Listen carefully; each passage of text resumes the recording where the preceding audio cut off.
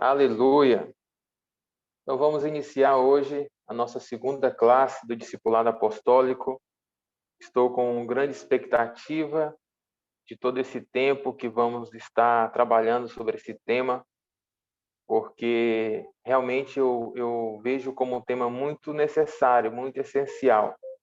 Hoje, como um chamado do Senhor para a nossa vida, para que a gente possa ampliar os nossos horizontes, a nossa visão e ver além do que o sistema eclesiástico, do que a estrutura, né, chamada das quatro paredes da igreja, tentou muitas vezes nos limitar nessa forma de ver. E o Pai tem nos chamado, assim como chamou Abraão: Abraão, sai da tua tenda, ou seja, sai daquilo que limita a tua visão e olha para os céus, olha para as estrelas, olha para as dimensões celestiais, porque grandes coisas eu farei através de você. Aleluia. E cremos que grandes coisas já têm sido feitas e também serão feitas através das nossas vidas. Vamos orar, apresentando esse tempo diante do Pai e as nossas vidas e cada pessoa que se conectar ao vivo e nessa gravação depois. Pai, te damos graça porque reconhecemos que Tu és o Senhor soberano sobre as nossas vidas. Pai, Tu és misericordioso, amoroso.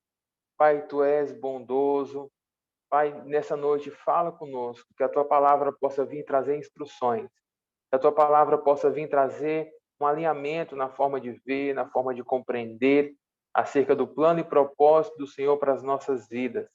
Pai, te apresento cada pessoa presente nesta reunião e aquelas que vão, Senhor, ouvir este áudio depois, que possam receber a parte da porção do que o Senhor tem reservado para elas nesse momento, em um nome poderoso de Jesus.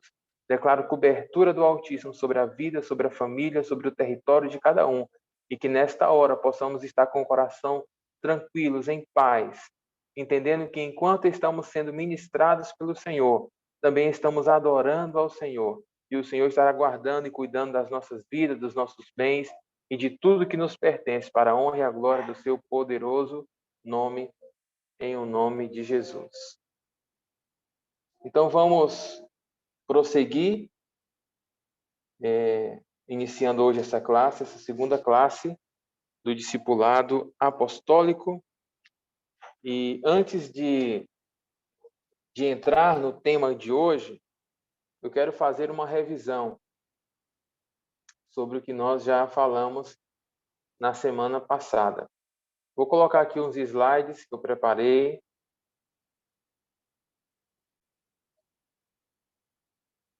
Estamos ficando chique, agora nossas classes estão agora ficando todas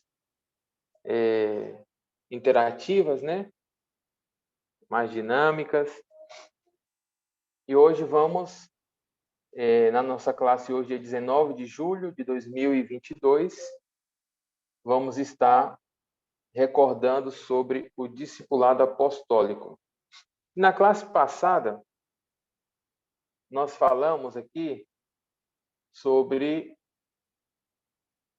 Eu coloquei esses 5 pontos aqui, pelo resumo que a pastora Gabi hoje colocou no grupo, dos estudantes, aqueles que estão lá sabem, talvez tenha alguma coisa a mais que eu falei na semana passada, mas 5 pontos principais. Primeiro, Jesus iniciou seu ministério pregando e convidando a todos ao reino de Deus. Ou seja, Jesus começou ensinando sobre o reino, pregando, né? Primeiro formando seus primeiros discípulos. Não eram os 12 ainda. Aí eram seus primeiros discípulos. Depois, Jesus escolheu dentre todos esses discípulos que lhe acompanhavam, Jesus escolheu 12. E por que escolheu 12? Porque esses 12 representavam as 12 tribos. Recorde que a promessa do pai a Abraão e que percorreu nas gerações era de que o povo herdaria a terra, né? E esse povo era um povo composto por 12 tribos, né? 12 tribos que representavam uma só nação. E Jesus pegou 12 profeticamente. Não que os discípulos, cada um fosse de uma tribo diferente, não é isso. Mas Jesus, como um mestre profético, pegou 12, né? Tomando já a legalidade sobre todas as tribos de Israel. Falamos também sobre as 3 etapas da formação dos discípulos, né? Que nós podemos entender o ministério de Jesus como um ministério que atuou em 3 maneiras, de 3 etapas. Primeiro, Jesus falou: vinde, venham a mim, né? E Jesus estava ali como um pastor, um evangelista, estava fazendo um convite para que as pessoas viessem até ele, viessem aprender dele, se conectassem com ele, né? E logo em seguida Jesus disse: venham após mim. Aí já é um discipulado mais arrojado. Esse discipulado no qual Jesus chamou esses 12 para caminhar juntos, para poder ter um compromisso mais aferrado, né? Não era somente uma reunião de semanal de culto, mas era um discipulado, era uma prestação de contas, era um compromisso. E por último, Jesus disse: ide. Né? A terceira etapa dessa formação dos discípulos, os discípulos agora estavam sendo enviados, né? Estavam sendo direcionados aos seus territórios, às suas famílias, às suas casas, para levar e compartilhar tudo aquilo que Jesus lhes havia ensinado. E o termo apostólico ou apóstolo justamente fala disso. Apóstolo significa enviado. Apóstolo é uma palavra grega, né, que significa enviado, um emissário, um que foi em nome de outro, um representante. Então falamos um pouco sobre isso, não aprofundamos muito, porque hoje eu vou tocar mais sobre esse tema. Termo apostólico ou apóstolo. Recorde que apóstolo fala de um ofício e o apostólico fala de uma mentalidade. Precisamos todos, ainda que não sejamos apóstolos, profetas, não tenhamos um ofício reconhecido, precisamos ter uma mentalidade. Mentalidade apostólica, mentalidade profética. E também falamos, eu deixei como uma tarefa de casa, para que vocês pudessem ler Êxodo 34:11 e Deuteronômio 7:1, que fala sobre as 7 nações que ocupavam Canaã. Recorde que quando o povo hebreu saiu do Egito, percorreram ali muitos anos pelo deserto, e a promessa, ou melhor, o juramento, a herança do povo era herdar a terra de Canaã. Só que essa terra não estava desocupada, senão que essa terra estava ocupada por 7 nações. E essas 7 nações representam 7 povos, né? Povos que ocupavam esferas de influência, que ocupavam posições estratégicas na sociedade. E vamos também aprofundar muito mais sobre isso no nosso discipulado apostólico. Também deixei um vídeo complementar de um pastor compartilhando sobre os 7 montes. Nós não vamos falar especialmente dos 7 montes, mas vamos falar sim sobre as áreas de influência. Espero que vocês tenham assistido, se não, eu recomendo que possam assistir. Então, tudo isso foi o resumo da classe passada, do dia 12 de julho, nosso primeiro dia do discipulado apostólico. E hoje vamos entrar aqui no nosso segundo dia com o tema o apostólico. Vamos entender mais ainda sobre o que é um apostólico. E como um texto de fundamento para a nossa classe hoje, quero que vocês acompanhem comigo a leitura de Efésios capítulo 2, versículos 19 a 22.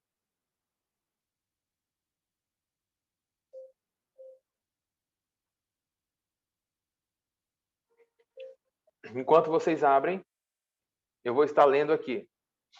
O apostólico é uma tarefa de construção. Quando se fala de apostólico, está falando de construção. Está falando de arquitetura. Está se falando de desenho. Por quê? Porque o apostólico é um fundamento. Então, vamos entender aqui, Efésios 2, versículo 19 e 22. Portanto, vocês já não são estranhos ou estrangeiros e forasteiros, mas agora são concidadãos do povo santo e membros da família de Deus.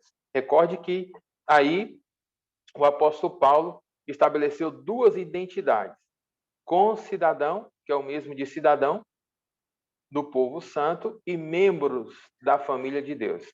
Juntos somos uma casa, edificados sobre os alicerces ou os fundamentos dos apóstolos e dos profetas. E a pedra angular, a pedra principal, é o próprio Cristo Jesus. Nele somos unidos firmemente, constituindo um templo santo para o Senhor.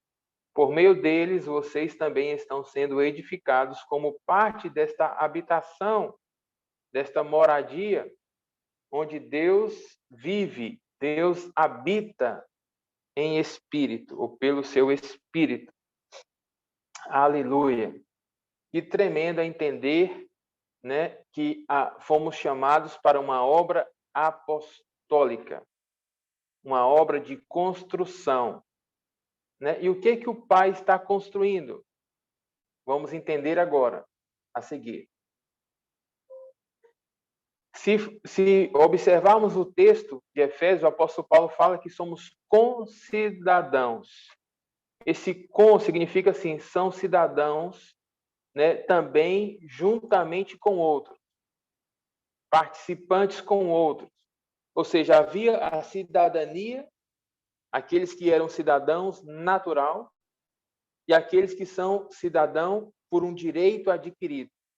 Ou seja, eu não nasci numa cidade, portanto, se eu não nasci numa cidade, eu não tenho a cidadania natural. Mas eu posso adquirir essa cidadania. Eu posso me legalizar, me naturalizar nessa cidade, ou nesse estado, ou nessa nação. Como? Adquirindo direitos, né? Direitos legais. Então, o apóstolo Paulo está dizendo que nós somos concidadãos. Tira essa palavra com. Né? Entenda que você é cidadã ou cidadão do reino. E quando se fala de cidadão, essa palavra cidadão vem de cidade. Não existe cidadão se não existir cidade. E vamos entender isso dentro do contexto de Hebreus, capítulo 11, versículos do 8 ao 10. Que você possa abrir as escrituras e ler comigo. Hebreus,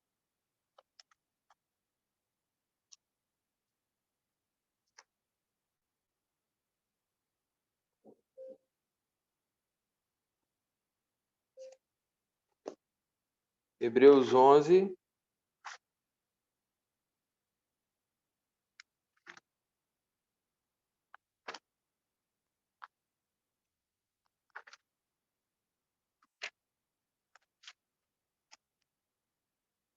Hebreus 11, do 8 ao 10, que diz assim: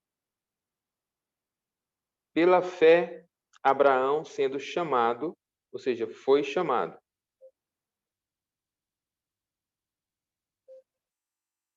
obedeceu, indo para um lugar que havia de receber por herança, e saiu sem saber para onde ia. Isso que é fé. Abraão ouviu o chamado, obedeceu sem saber para onde ia. Isso é fé. Mas, pastor, fé é você saber para onde vai. Não, fé é obedecer. O saber é responsabilidade de Deus. Deus é que traz essa confirmação. Mas o fato de nós decidirmos, tomarmos a decisão, confiar em Deus, obedecer, então a Bíblia diz que isso é amputado ou imputado como justiça. Isso é creditado como justiça. Então Abraão obedeceu sem saber para onde ia.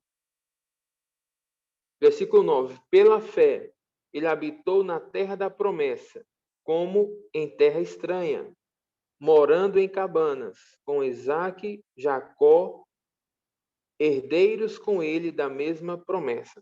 Ou seja, Abraão, ele habitou no território onde ele tinha direitos, onde ele tinha herança, mas ele não sabia ainda onde era o lugar.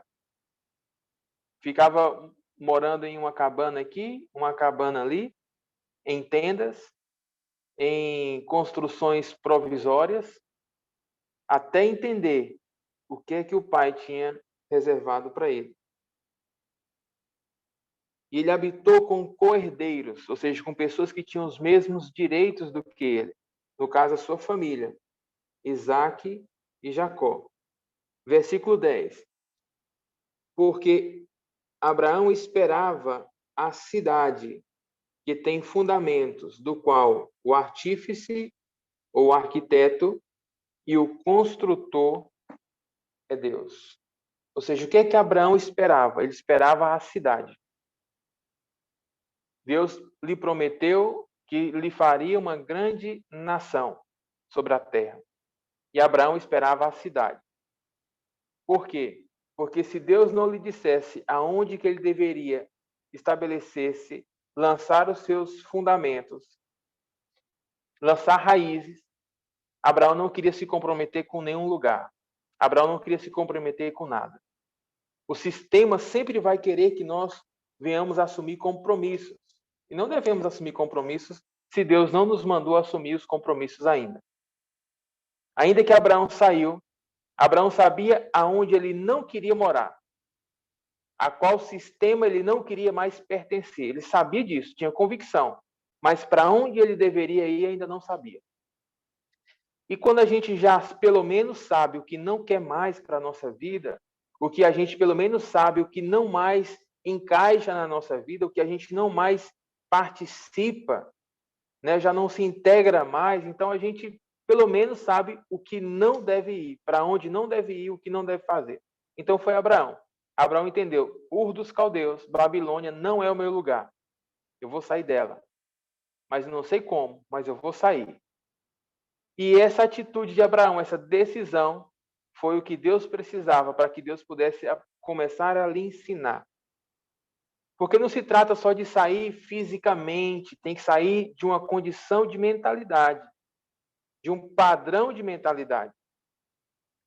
Então Abraão saiu com seus familiares, com seus filhos, porque a promessa de Abraão, e Deus falou que através de Abraão todas as nações seriam abençoadas. E Abraão esperava qual era a cidade, qual era o lugar. Daí vem a palavra cidadão. Mas Abraão não queria qualquer cidade, porque houveram cidades que foram construídas por homens. Mas Abraão queria saber qual era a cidade, no qual Deus era o arquiteto. Deus era o construtor. Ou seja, Deus é que estava construindo essa cidade. E quando se fala de construir cidade, tem que entender não a construção simplesmente na estrutura, mas sim na cultura, no estilo de vida, nos valores. Né? Precisamos compreender as esferas de influência que envolvem uma sociedade, no qual Deus é que estabelece as autoridades sobre essas esferas de influência. Então, Abraão buscava tudo isso. Então, vamos prosseguir aqui. Quando se fala de cidadão, fala de cidade. Por exemplo, todos nós, por nascermos em uma cidade natural, somos cidadão dessa cidade. Ou seja, mas se também temos uma cidadania celestial, né, se nascemos de novo, temos uma cidadania celestial também. E precisamos entendê-la. Também o apóstolo Paulo fala em Efésios sobre sermos concidadãos do povo santo. O que significa um povo santo? Eu vou dar aqui algumas características do que é um povo santo. Povo santo significa os que foram comprados, porque a santidade não se alcança no reino, não se alcança por si mesmo, pelo mérito próprio. Ou seja, fomos comprados ao receber uma nova cidadania do reino. Todas essas dívidas que tínhamos, dívidas com a sociedade anterior, são agora assuntos do rei. Recorde que enquanto hoje em dia, né, a sociedade, vamos exemplificar como a sociedade brasileira, vive o sistema de democracia. Ou seja, os governantes são colocados por uma maioria de votos, né? Ainda que a gente sabe que as pessoas são manipuladas, as massas são manipuladas e acabam colocando aqueles que melhor têm um marketing, uma publicidade, né? Uma imagem, embora não tenha muitas vezes o caráter que diz ter, e muitas vezes também não são os ungidos do Senhor. Mas o sistema do reino é um sistema monárquico, né? É um sistema teocrático. Estou falando assim para vocês entenderem, ou seja, é o governo de Deus sobre a terra. Ou seja, se o reino de Deus nos comprou, fomos comprados, entramos também nesse reino monárquico, teocrático, onde tem um rei. Não é um político, é um rei. Se chama Yeshua HaMashiach. E todas as dívidas que tínhamos na sociedade anterior, na cidadania anterior, agora são assuntos do rei. O rei é que assume o controle, o governo sobre as nossas vidas, as demandas sobre as nossas vidas. Por isso que perdoa pecado, por isso é que trabalha a libertação, a cura, a restauração das nossas vidas, porque agora pertencemos ao reino de Deus. E esse rei, ele é justo para com o seu povo, né? O rei é justo, ou seja, trabalha a justiça correta, segundo Deus, não a justiça segundo o mundo. E o que significa justiça, segundo Deus? Porque é importante compreender o que significa justiça. Segundo o mundo, a justiça significa pagar a outra pessoa de acordo ao que ela merece. Quando geralmente as pessoas clamam por justiça, significa que elas querem que outra pessoa pague pelo que ela merece, né? E geralmente para puni-la, né? Eu quero justiça, eu quero que ela pague na mesma moeda, olho por olho, dente por dente. Só que segundo o reino de Yeshua, justiça não significa dar a outro o que ele merece, senão que dar a outro o que ele precisa. Entenda isso. Justiça, segundo Deus, significa dar a outra pessoa aquilo que ela precisa e que eu posso dar. Ou seja, nós precisávamos de salvação, Jesus nos deu a salvação, porque precisávamos, não porque merecemos. Precisávamos de cura, de libertação, Jesus nos deu tudo isso, porque o rei resolveu esses assuntos e muitas vezes está resolvendo alguns ainda no presente, pela nossa vida, pela nossa família, pela nossa casa. Amém? Porque todas as nossas demandas hoje são assuntos do rei, assuntos do reino. Porque o nosso rei é justo. Ele nos dá ao seu povo, não àqueles que não são povo. Dão ao seu povo aquilo que eles precisam. Característica de povo santo também.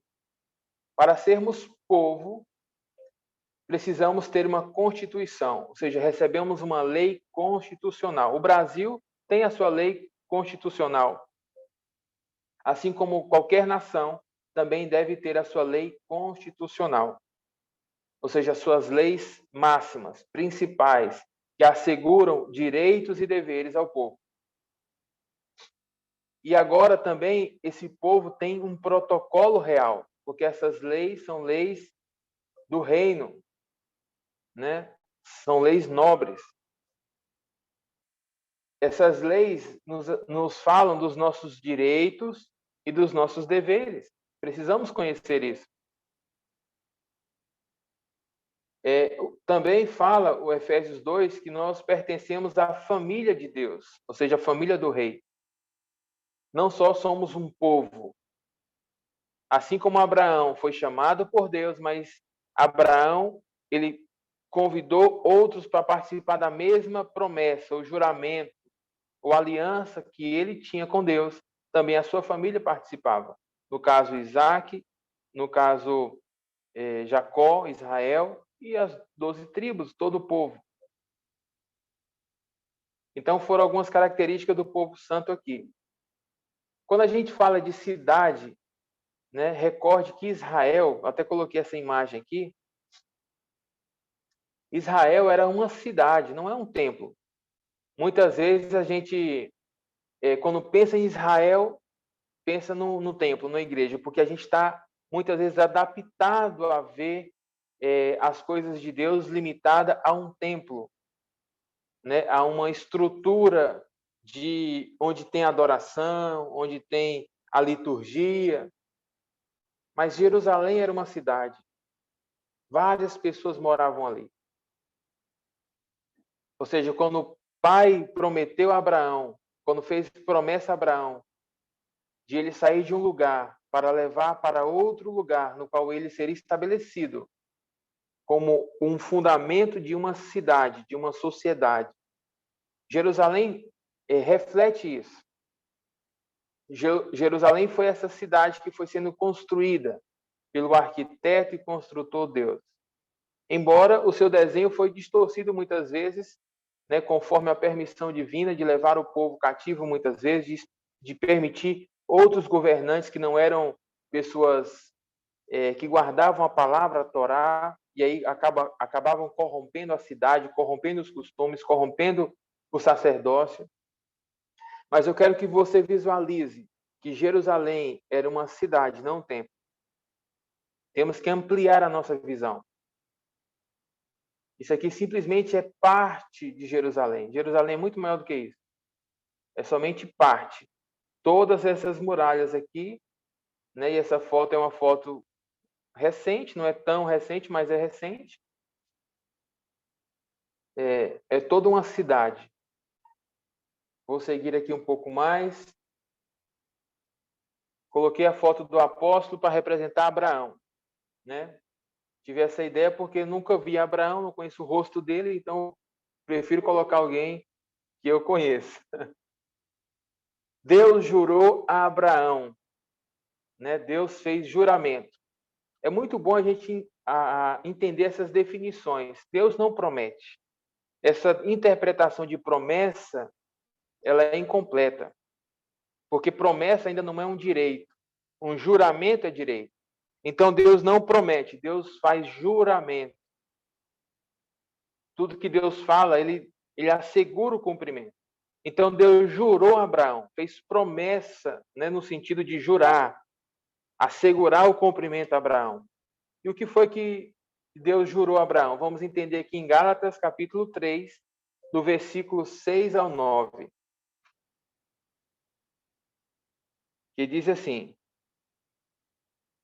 da mesma forma, Abraão creu em Deus, assim foi considerado justo. Ou seja, Abraão foi considerado justo pela fé, porque ele tomou a decisão de obedecer a Deus. Ele obedeceu o chamado de sair, embora não sabia para onde ia. Ele obedeceu. E isso foi, diante de Deus, considerado justo. Olha que tremendo. Abraão precisava saber para onde ele ia. E o Senhor disse a Abraão: porque você creu, porque você saiu, eu vou te mostrar, eu vou te ensinar a ver como alcançar esta cidade, este lugar, essa moradia onde eu habito, aonde os meus princípios habitam. Então, quando Abraão saiu, Abraão recebeu o direito legal do juramento de que Deus agora, mediante o ato de fé de Abraão, se comprometeu também com Abraão, entrou em sociedade com Abraão e dizia a Abraão: agora eu vou ter que usar você. Não importa mais, não vou buscar mais ninguém, Abraão, porque eu encontrei aquele que eu precisava, aquele que creu, aquele que saiu, para que eu possa inaugurar uma nova sociedade. Logo, os verdadeiros filhos de Abraão são aqueles que creem. Ou seja, se o nosso pai da fé, Abraão, foi o que creu, saiu sem saber para onde ia, obedeceu, nós também temos que imitar as obras de Abraão. Confiar em Deus não é saber ter tudo dentro de um plano para saber o que é que vai acontecer amanhã, depois de amanhã e por aí vai. Ninguém tem esse controle. Nós precisamos cuidar da nossa vida hoje e precisamos dizer ao Pai, a Deus, né? Eu confio em ti. E se Abraão teve esta fé, nós também somos chamados a ter a mesma fé. Então, continua dizendo aqui o texto, as Escrituras previram esse tempo em que Deus declararia os gentios justos por meio da fé. Quando fala gentil, fala de nações. A palavra aí no hebraico é goim, nações. Ou seja, todas aquelas pessoas que fazem parte, né, de um juramento, mas que não fazem parte do nascimento natural, da cidadania natural de Israel. Mas hoje é o que se entende que é a igreja, né? As nações, frutos da fé de Abraão. Ou seja, as Escrituras previram esse tempo. Que tempo? Em que Deus declararia justiça por meio da fé, também os gentios. Ou seja, os gentios também são justificados pela fé. Ou seja, recebem aquilo que precisam por confiar em Deus, não pelas suas obras. Não recebem justiça, né, que é como o mundo pensa, o pagamento que merece. Não. Recebem o que precisam. Deus sabe o que nós precisamos. E Deus está comprometido a entregar o que precisamos. Quando nós tomarmos a decisão de obedecer, de romper com o sistema, de romper com aquilo que a gente já sabe que não é de Deus, que a gente já entendeu que é o lugar que não queremos estar. Então, Deus espera até esse momento para Ele poder nos introduzir e nos apresentar coisas novas da parte dele. Então, aqui diz, ele anunciou essas boas novas a Abraão, as boas novas do reino, há muito tempo, quando disse, todas as nações serão abençoadas por teu intermédio através de ti. Portanto, todos que creem participam da mesma bênção que Abraão recebeu por crer. Ou seja, quando atuamos em fé, nós somos participantes da mesma bênção. Uma coisa é aqueles que são participantes por mérito. Outra coisa é aqueles que são participantes porque creem, porque têm fé. São justificados pela fé, não pelas obras. Esses são os que são participantes da mesma bênção que Abraão. Porque Abraão não foi justificado, considerado justo diante de Deus pelas obras, senão que foi pela fé, porque obedeceu, sem saber para onde ia. Então vamos entender que em Abraão, Deus fez uma promessa, um juramento, de fazer de Abraão uma grande nação. Ou seja, em Abraão só há uma nação. Não há 2, 3, 4 nações. Só há uma nação. Um reino na terra. Só há uma nação e um reino na terra. E quando eu falo de Abraão, Abraão ainda que foi um pioneiro no que se refere à promessa da vinda do Messias, em Jesus se completou isso. Porque em Efésios 2 está escrito que em Jesus foi desfeito toda a inimizade, foi desfeito toda a diferença de cidadania humana. Já não há mais bárbaro, já não há mais judeu, já não há mais gentil, todos são um. Ou seja, temos que entender isso. Deus tem uma nação dentro das nações da terra. Nós somos naturalmente brasileiros, peruanos, costarricense, argentino e por aí vai, mexicano. Temos uma cidadania natural. Mas, espiritualmente falando, nós somos uma só nação. Nação do reino, do povo de Deus nessa terra. Que vivem em diferentes lugares, com o propósito de estabelecer o reino em seus territórios. Ou seja, vivemos em muitos lugares, não precisamos ir até Israel para ser parte do reino. Vivemos em muitos lugares, com o propósito de estabelecer o reino nos territórios. Por quê? Porque o reino, primeiramente, ele foi estabelecido nos corações dos que creem. Quando Abraão creu em Deus e obedeceu sair, sem saber para onde ia, é porque o reino de Deus que a vontade, que é o governo de Deus, do Espírito, já estava no coração de Abraão. Abraão estava rendido, entregue a essa vontade. Ou seja, o reino de Deus primeiro se estabelece nos corações, para logo se estabelecer em plenitude sobre a terra. Então, Deus precisa de nós em muitos lugares, porque o reino de Deus está estabelecido em nosso coração, mas agora precisa se estabelecer nos territórios, nos lugares. E também em cada esfera da sociedade. Nós vamos falar sobre essas esferas aqui, que não é somente a igreja. A igreja corresponde a uma das esferas onde Jesus quer estabelecer o seu reino. Mas vamos entender aqui essa profecia de Ezequiel 37. Ezequiel 37, a partir do versículo 14, 15 ao 22. Né? Até o final do capítulo 37, do 15 em diante. Fala sobre isso, sobre que não há mais dois reinos, não há mais dois povos, mas um reino e uma nação na terra. E o profeta recebeu, né, a instrução do Pai, do Eterno, de colocar duas varas de madeira, uma correspondente à casa de Judá, uma correspondente à casa de Efraim, e unir essas varas, fazer uma cruz com essas varas, unificar. E a cruz significa isso, uma mensagem de unificação, uma mensagem de unidade, uma mensagem de pacto. E quem eram essas duas casas? Uma das casas são os judeus, a casa de Judá. A outra das casas é a casa de Efraim. A casa de Efraim representa a casa de José, de Efraim, representa a igreja, representa aqueles que foram enxertados. Porque assim como Israel saiu do Egito, eu vou dar um exemplo aqui, Israel saiu do Egito, e juntamente com Israel saíram egípcios, saíram estrangeiros, estavam lá no meio do povo. Estavam buscando se tornarem cidadãos daquele povo, daquele reino que estava sendo construído e edificado pelo Pai. Assim também é a igreja. Em Cristo Jesus, fomos chamados não somente para nos tornar igreja e substituir a mentalidade de reino, substituir a casa de Judá, não, senão que fomos chamados para sermos uma só nação, uma só povo, uma só casa.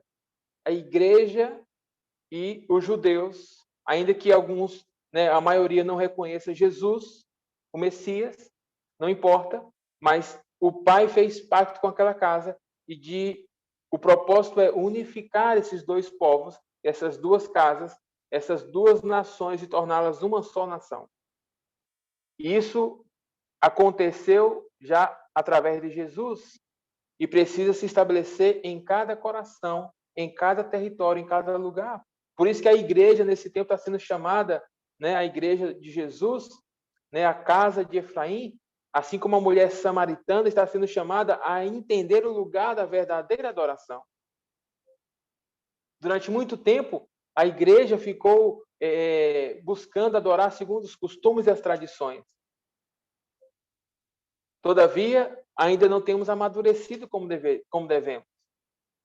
E esse amadurecimento vem através desse sacerdócio entre a casa de Judá e a casa de Efraim. Aleluia. Aí está a profecia de Ezequiel 37. Por que eu achei interessante dessa introdução? Porque nós vamos falar nesse discipulado apostólico sobre nações, sobre povos opositores, né? E nós primeiro temos que entender qual é a nação, a que nação pertencemos, a que família pertencemos. Precisamos unir todas as nossas forças, todos os nossos recursos. Assim como Israel foi às batalhas, não foi sozinho, senão que foi com todo o seu exército. Então, aqui eu deixo esse comentário sobre as 7 nações. Recorde que eu deixei para ser estudado, né?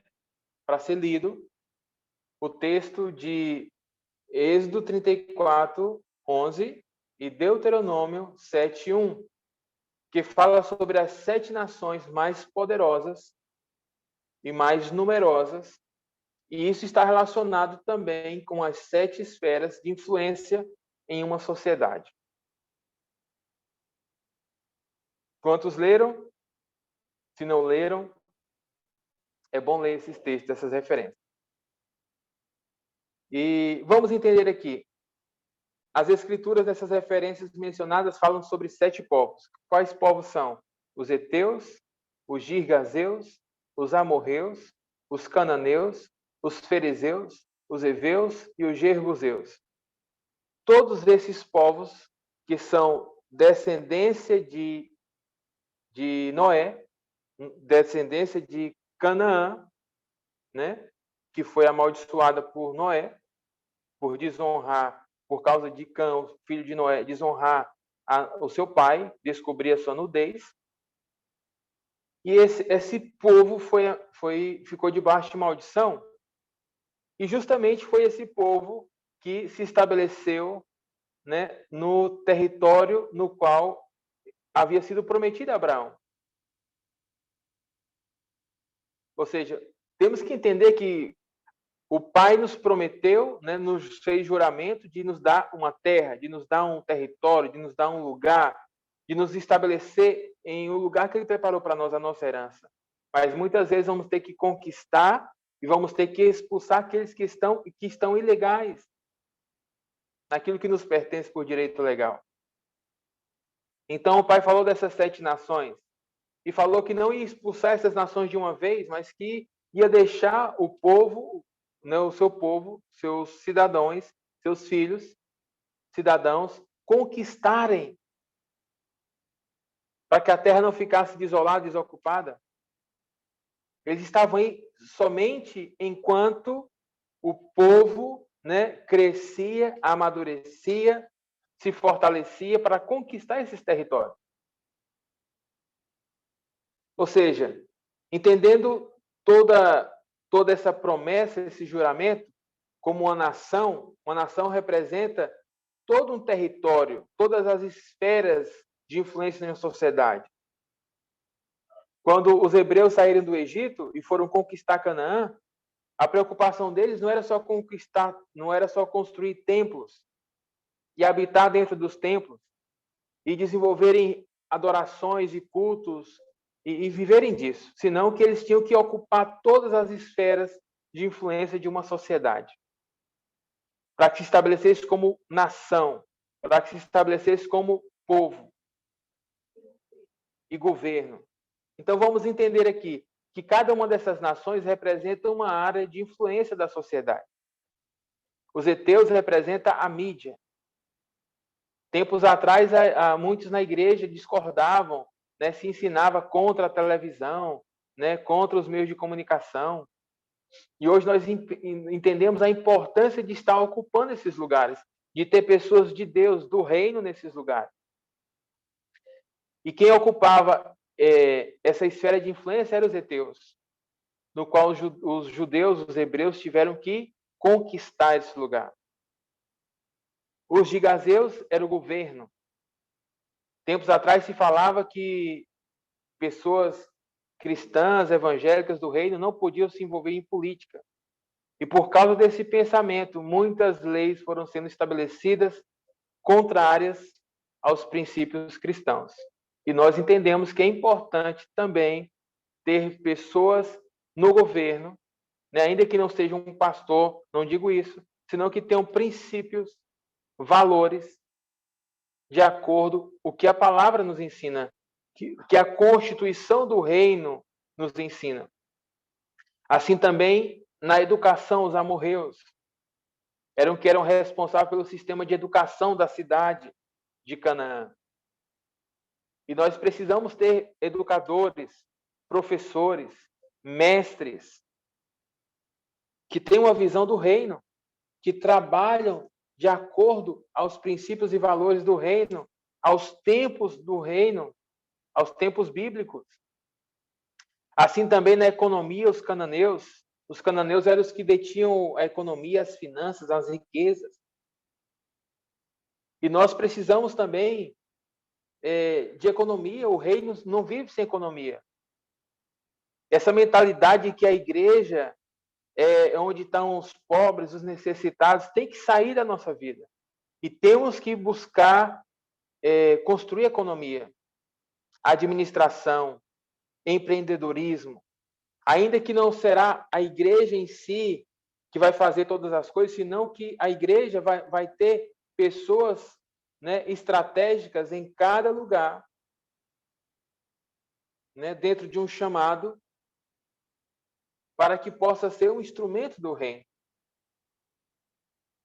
Na economia, né, pessoas que são estratégicos na economia para que as finanças do reino sejam desatadas. Porque não sobrevive um projeto, não sobrevive um ministério, não sobrevive uma causa, não sobrevive uma família sem economia. No quinto ponto, aí estão os fariseus. Os fariseus que estavam dentro do sistema religioso. Dentro dos tempos de Jesus, competia aos fariseus, né? Aos fariseus. É onde a igreja está também nessa esfera de influência. A igreja está dentro do que entende que é a esfera da religião.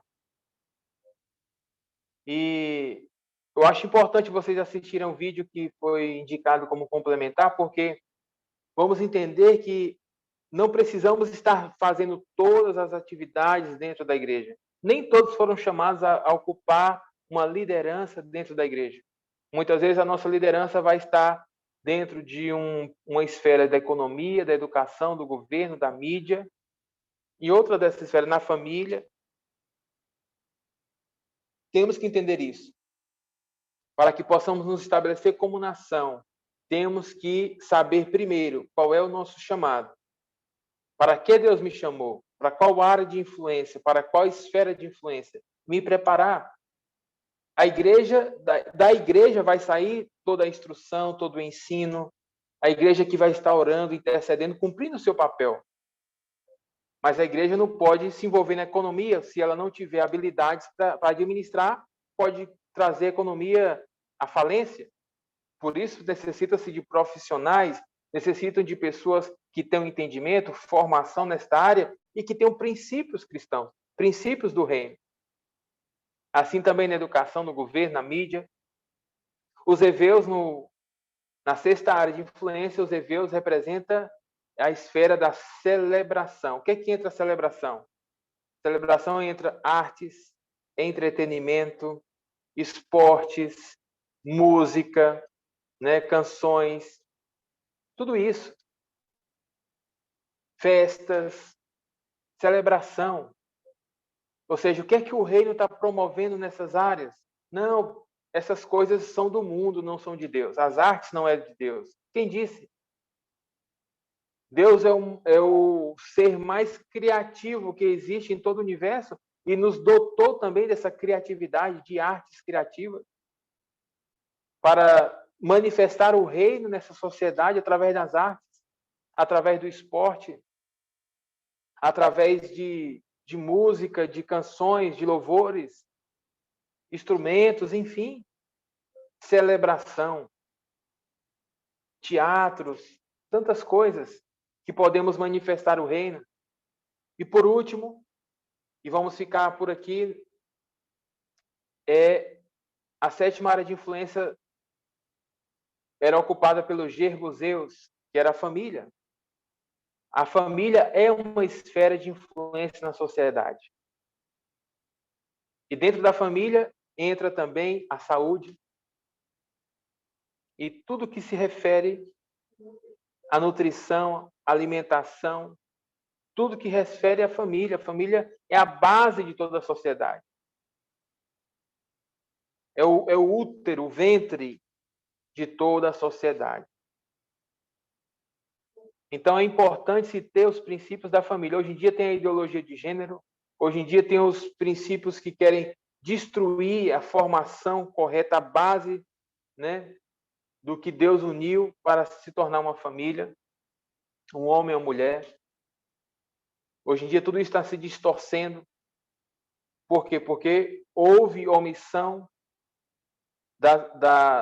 do reino de Deus na terra, que são os representantes de Deus, dentro da esfera do governo, na esfera da educação, da mídia, da economia, da religião, da celebração em artes, e isso de alguma forma afetou a família. Houve uma influência, nós somos chamados para influenciar, mas muitas vezes a influência do mundo vem distorcendo, corrompendo, como muitas vezes Israel esteve dentro do Egito, esteve dentro da Babilônia,